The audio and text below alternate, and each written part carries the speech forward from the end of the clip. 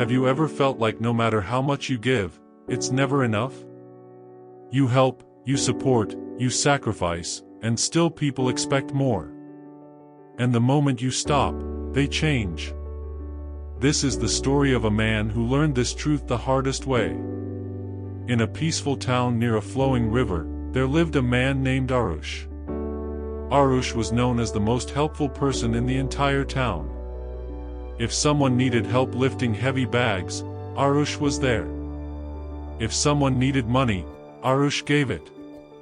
If someone needed advice, Arush listened for hours. People often said, "If Arush can't help you, no one can." And Arush believed that. He believed his value came from how much he gave. But there was something no one saw. Every night, after helping everyone, Arush sat alone in his small room. Tired. Silent. Empty. He would stare at his hands and think, "Why do I feel so exhausted, even when I'm doing good?" One morning, his cousin Rohan came to him. "Arush, I need your help. I'm moving houses. It'll take the whole day." Arush had already helped 3 people that week. His body ached. But still he said, "Of course." He worked the entire day carrying heavy furniture. When everything was done, Rohan said casually, "Great, thanks. I'll call you again next week.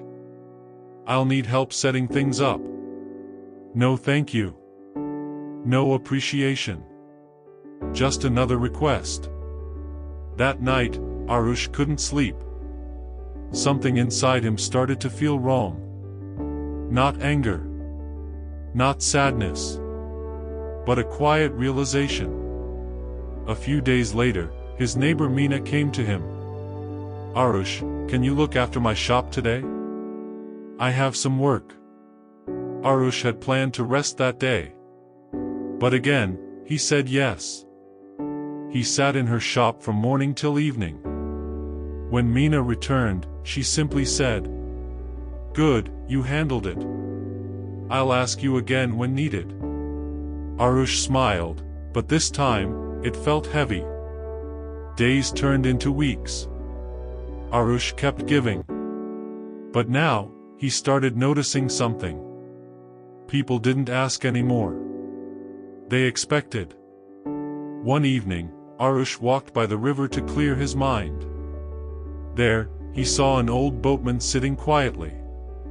The man looked at Arush and said, "You look like someone who is drowning, without water." Arush was surprised. "What do you mean?" The old man smiled gently. "You give too much, don't you?" Arush sat beside him. For the first time, he spoke honestly. "I help everyone, but I feel empty. And no one seems to care." The boatman picked up a small cup and dipped it into the river. Then he said, "If I keep pouring water from this cup without refilling it, what will happen?" "It will become empty," Arush replied. The boatman nodded. "That is your life." Arush frowned. "But helping people is good, right?" "Yes," the boatman said. "But tell me, do you help others after filling yourself, or by emptying yourself?" Arush had no answer. The boatman continued. "There are 2 types of givers in this world. One gives from strength. The other gives from fear. Strength says, I choose to help. Fear says, I must help, or they won't like me." Arush felt those words hit deep. Because he knew the truth. He wasn't helping out of strength. He was helping out of fear. Fear of being disliked. Fear of being unimportant. "So what should I do?" Arush asked quietly. The boatman looked at him and said, "Learn to pause before you say yes. Learn to ask, does this cost me my peace? And most importantly, learn to say no without guilt." The next day, Arush faced his first test. Rohan came again. Arush, I need help fixing my garden today. Arush paused. His heart started beating fast. This was new. This was uncomfortable.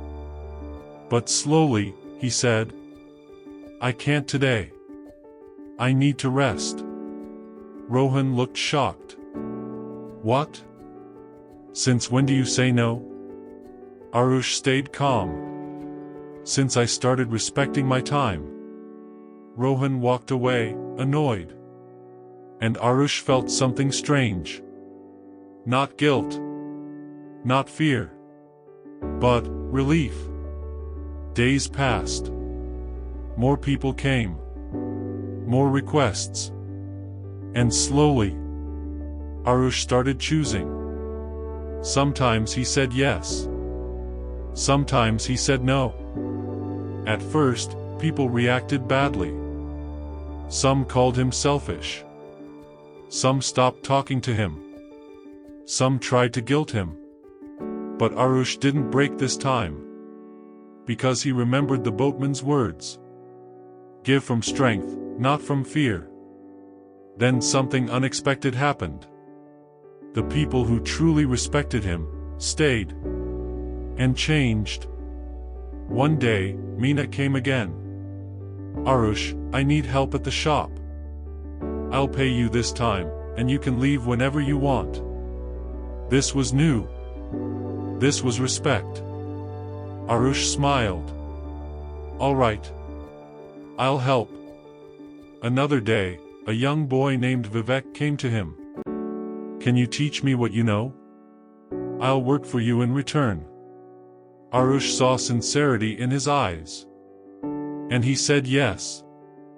Slowly, Arush's life transformed. He was still kind. But now, his kindness had boundaries. Months later, Arush met the boatman again. This time, Arush looked different. Calm. Confident. Balanced. You've changed, the boatman said. Arush smiled. I still help people, but I don't lose myself anymore. The boatman nodded. That is true kindness. Arush looked at the river and said, I used to think being good meant giving everything. But now I understand, being good also means protecting yourself. And from that day on, Arush was no longer the man who gave until he disappeared. He became the man who gave, and still remained whole. Moral of the story. Kindness without boundaries becomes self-destruction. Saying no doesn't make you selfish, it makes you wise. Real respect comes when you value your own time and energy. Give, but don't lose yourself in the process.